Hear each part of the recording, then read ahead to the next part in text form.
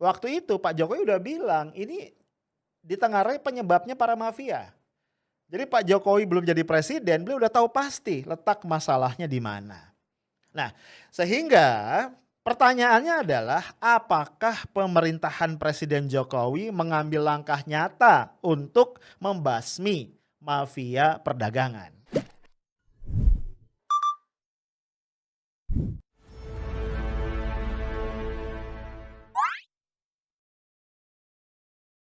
Guys, tahu tempe, ini topik kita di podcast ini ya. Dia adalah makanan rakyat jelata kayak kita dan paling sering hadir kayaknya di berbagai menu kita. Ya minimal di rumah gua lah. Kalau kita ke warteg, kita pergi ke tukang gorengan, hampir nggak mungkin susah ngebayangin warteg atau tukang gorengan tanpa tahu dan tanpa tempe ya. Ya banyak di antara kita nih rakyat jelata yang mengonsumsi tahu tempe karena memang mahal bro yang lain ya, daging sapi, ayam, ikan, sometimes nggak kejangkau ya pilihannya karena kita harus ada protein ya tahu dan tempe. Ya walaupun juga ada juga ya orang-orang kaya yang suka banget sama tahu tempe, ini masalah selera. Nah, tapi apa daya guys ya banyak kabar ya itu mengatakan bahwa beberapa hari belakangan ini tahu tempe jadi langka nih. Gimana ya ini makanan rakyat tapi jadi langka. Nah, rupanya usut punya usut, ini terjadi kenaikan harga kacang kedelai ya, bahan baku tahu tempe ini sehingga banyak perajin tahu tempe yang mogok.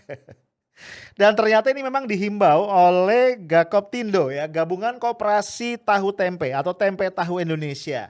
Ya, itu dihimbau untuk mogok nggak berproduksi tanggal 1 sampai tanggal 3 Januari kemarin. Jadi kayaknya ini another hadiah dari tahun baru ya, mogoknya para pengrajin tahu tempe. Nah, kalau kita lihat harga itu memang naik drastis ya, harga kedelai maksud gua yang tadinya 6.500 sampai sekitar 7.000 per kilogram, itu sekarang di kisaran 9.200 sampai 10.000 per kilogram. Nah, menurut Pak Mualimin ini Ketua Sahabat Pengrajin Tempe Pekalongan Indonesia, SPTPI, susah singkatannya ya. Kenaikan ini nggak wajar karena kedelai import ini biasanya fluktuasi harganya terkait dengan fluktuasi kurs dolar gitu ya. Tapi sekarang ini kurs lagi stabil sebenarnya. Sehingga kenapa nih? Ya ini yang jadi pertanyaan. Kita ke informasi lain, saudara, kenaikan harga kedelai berdampak terhadap produksi tahu tempe. Produsen di Tangerang Selatan, Banten pun berhenti produksi dan akan menaikkan harga tahu tempe mulai Senin hari ini. Para perajin tahu tempe dan susu kedelai di kawasan Ciputat sudah berhenti berproduksi sejak hari Jumat lalu. Mereka terbebani kenaikan harga kedelai sebagai bahan utama tahu tempe dari Rp8.500 menjadi Rp9.200 per kilogram. Untuk menyiasati kenaikan harga kedelai, produsen mengubah ukuran tahu tempe tetapi dikeluhkan para pembeli. Produsen pun akan menaikkan harga tahu tempe mulai Senin hari ini. Terus terang dikurangi, isinya dikurangi. Jadi dengan apa harga naik Dikurangi. Itu seberapa besar Bang? Jadi setengahnya atau jadi seperempat atau apa? Tadinya 3/4 dikurangi jadi seperempat. Jadi lebih kecil. Jadi setengah lah.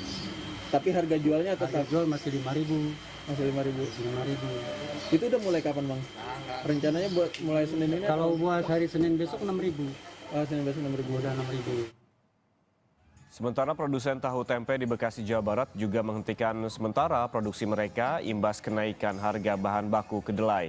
Penghentian produksi juga dilakukan setelah adanya edaran dari Pusat Koperasi Produsen Tempe dan Tahu Indonesia Puskopti mulai Jumat lalu hingga hari Minggu.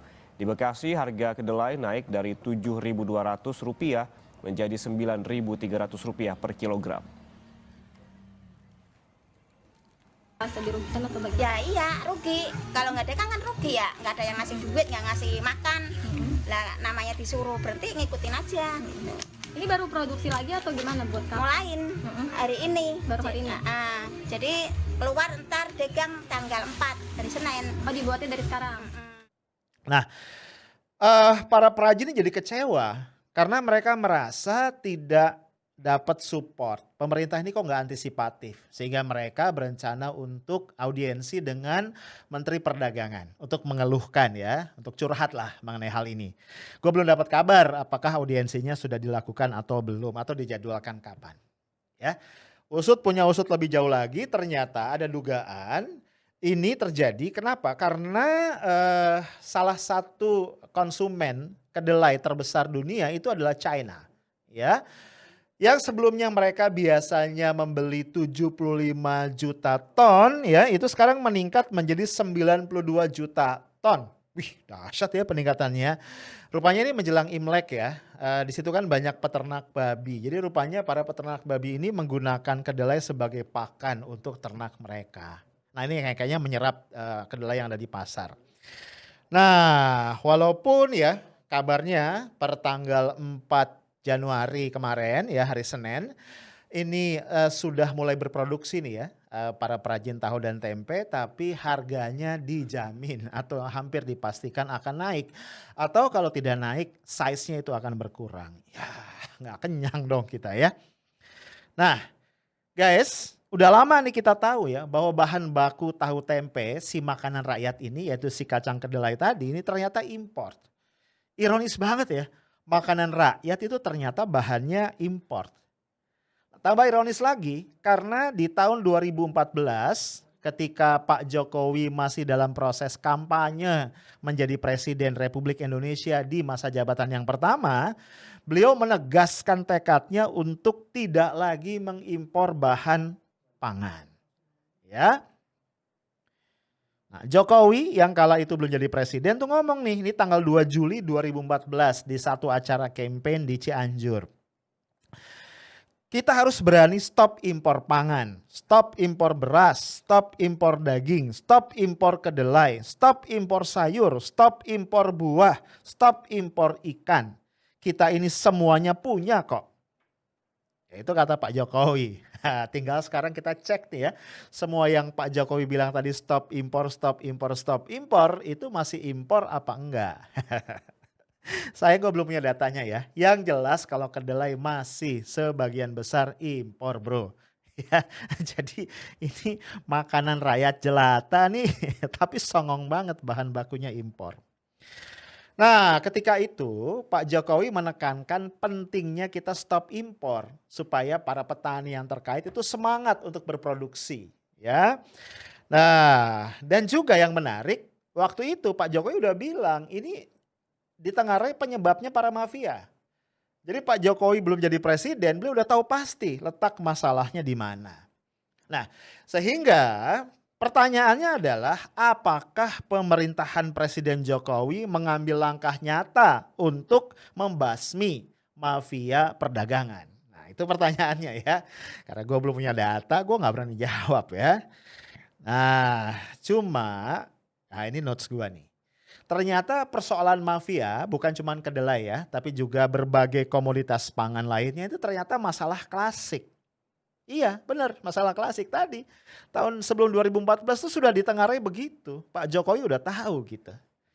Nah, Direktur Eksekutif Indonesia Future Studies atau Infus, ya singkatannya lucu ya, Infus, Gede Siriana Yusuf ya, mengatakan begini, pemerintah belum mampu mengatasi mafia import kedelai. Padahal ini salah satu janji Jokowi di kampanye periode pertama. Tadi ya udah disebutkan ya.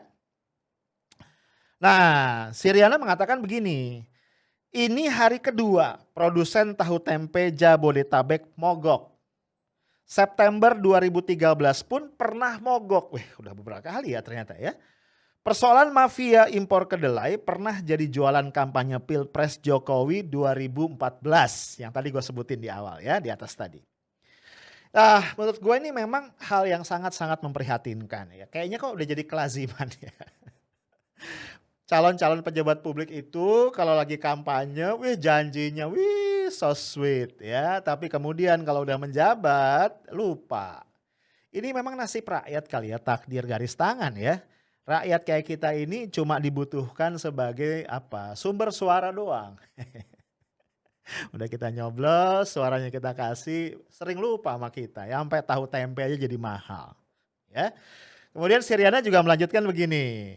Tapi 6 tahun berkuasa tak mampu berantas mafia impor pangan. Bahkan bangun pertanian kedelai lokal pun nggak mampu. Ironis. Iya sih, gue setuju. Ironis. Ironis banget. Ironis. Nah guys, persoalan menghilangnya tahu tempe dari pasar atau naiknya harga nih yang nggak karu-karuan, menurut gua nggak bisa dipandang enteng ya. Sekali lagi, tahu tempe ini sudah identik dengan rakyat jelata, dengan rakyat kebanyakan. Dan dia mendominasi lah komposisi menu kita sehari-hari. Nah, jadi karena dia sudah menjadi bagian dari keseharian keluarga kita, kalau dia menjadi tidak terjangkau itu gawat. Karena kalau tahu tempe sudah tidak terjangkau, yuk kita mikir apa kabar daging sapi, apa kabar ayam, apa kabar ikan misalnya ya. Yang pasti ya lebih nggak terjangkau lagi. Nah kalau yang terjangkau ini harapan terakhir rakyat jelata, si tahu dan tempe ini pun kemudian hilang dari pasar atau nggak mampu lagi dibeli. Pertanyaannya, ini kita mau makan apa lagi nih? Nanti warteg-warteg tuh menunya apa gitu ya. Karena warteg itu kan salah satu menu unggulannya adalah orek tempe. Iya sih. Iya kan? Iya, gue sering ke warteg soalnya. Itu orek tempe itu juara. Juara banget. Nah, yang juga lebih disayangkan lagi, problem ini nih nggak muncul sekarang aja ya kan. Tadi Siriana bilang ini berulang nih ya. Tiba-tiba harga kedelai import naik, kemudian perajin tempe tahu mogok gitu kan. Kemudian normal lagi, mogok lagi. Waduh, repot. Ya. Dan kayaknya nih pemerintah tidak cukup bernafsu untuk menyodorkan solusi yang sistemik. Solusi yang langgeng begitu. Yang kemudian tidak lagi menimbulkan masalah-masalah di kemudian hari. Nah, kisruh tahu tempe ini ya. Ini menjadi semakin memprihatinkan kalau kita tempatkan dalam konteks kondisi ekonomi masyarakat yang habis-habisan babak belur nyaris semaput dihajar oleh pandemi COVID-19 yang sudah hampir setahun dan sampai sekarang belum menunjukkan tanda-tanda membaik. Nah ini gua kutipkan beberapa data ya. BPS, Badan Pusat Statistik, ini dikutip oleh Kompas Juli 2020 itu menyatakan bahwa pada Maret 2020 terjadi di mana jumlah penduduk miskin itu meningkat sebanyak, ini tambahannya ya, 1,83 juta orang. Buh, gila. Ini dibandingkan periode September 2018 ya. Jadi beberapa bulan itu meningkat 1,63 juta orang. Jadi total penduduk miskin per Maret 2020 itu adalah 26,42 juta orang. Dahsyat bro. Ini pandeminya tuh baru beberapa bulan waktu itu ya. Itu peningkatannya dahsyat.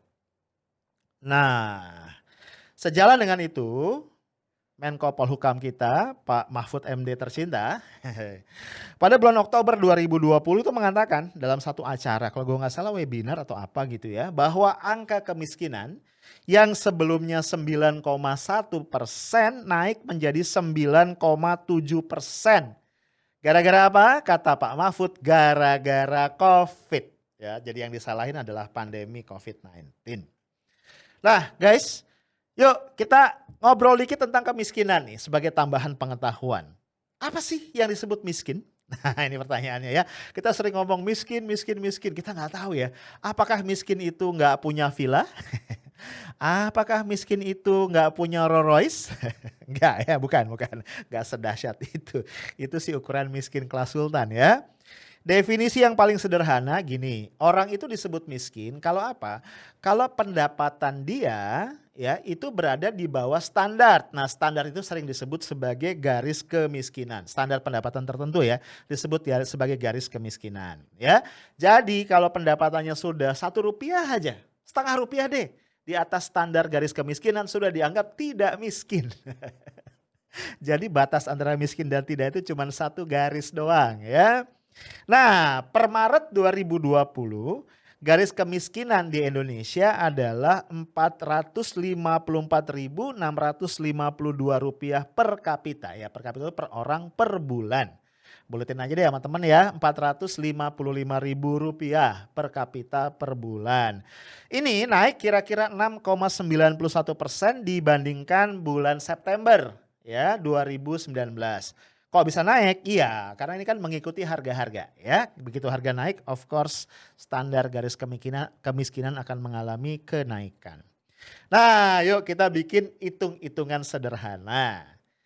Jadi artinya kalau untuk satu keluarga ya, let's say ini keluarga berencana ya, 2 anak cukup, suami istri 2 anak begitu. Kalau kepala keluarga sudah berpenghasilan di atas 1.818.608 per bulan, itu sudah dianggap gak miskin.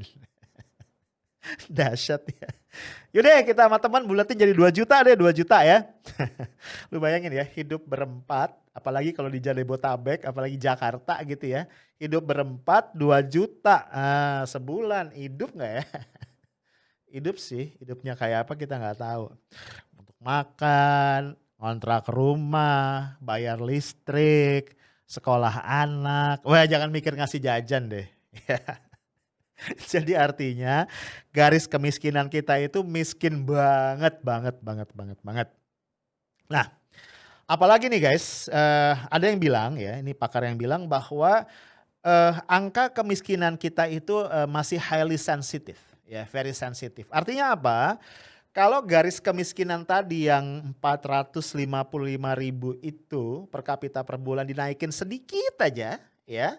Itu maka jumlah orang miskinnya akan berlipat-lipat dengan dahsyat, melonjak drastis. Artinya apa? Sebagian besar orang yang dikategorikan sudah tidak miskin itu guys, pendapatannya tuh hanya cuma sedikit doang ya di atas garis kemiskinan. Ya, parah ya, parah. Nah, dengan konteks itu sekarang gue yakin nih lu semua bisa paham ya, kenapa menghilangnya tahu tempe itu jadi persoalan. Ya, kenapa kelangkaan dan mahalnya kedelai tadi yang merupakan bahan baku tahu tempe itu jadi persoalan ya. Karena ini bukan sekadar persoalan makanan yang namanya tahu dan tempe plus susu kedelai, bukan. Ini persoalan hajat hidup orang banyak. Orang-orang yang di bawah garis kemiskinan tadi dan yang sedikit di atas garis kemiskinan ya, itu paling banter sehari-hari makannya tahu tempe sebagai lauk. Nah, kalau itu pun hilang, gawat. Ya, ini darurat perut bro. Iya, bukan darurat politik nih, lebih parah dari darurat politik, darurat perut. Beneran. Ya, darurat militer aja kalah serem sama darurat perut.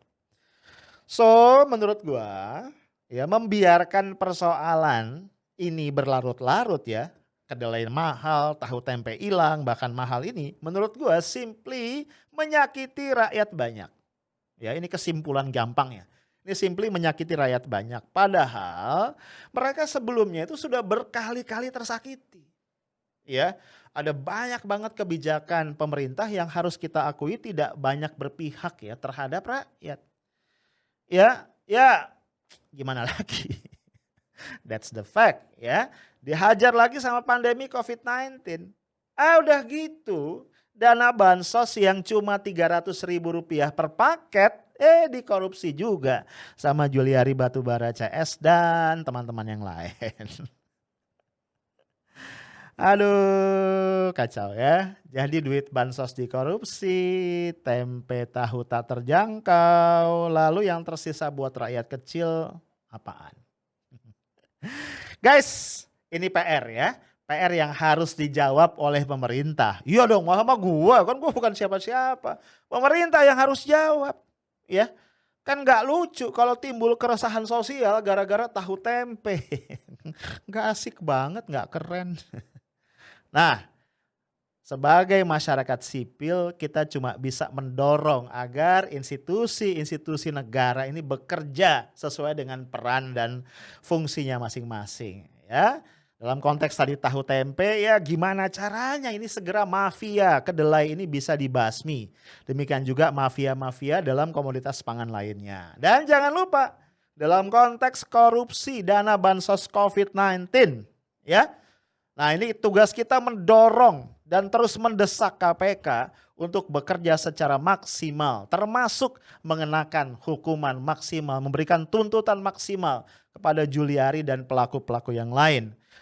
Perundang-undang tuntutan maksimalnya adalah hukuman mati. Karena apa?